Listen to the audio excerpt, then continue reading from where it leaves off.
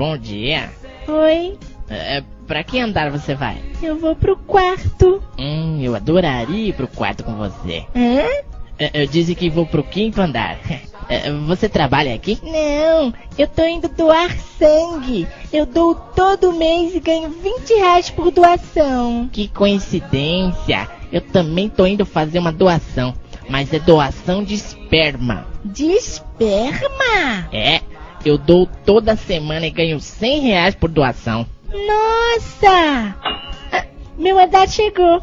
Boa doação pra você, hein? Pra você também. Até outro dia. Tchau. Que gostosa. Uma semana depois. Oi. Vai pro 4º andar como sempre?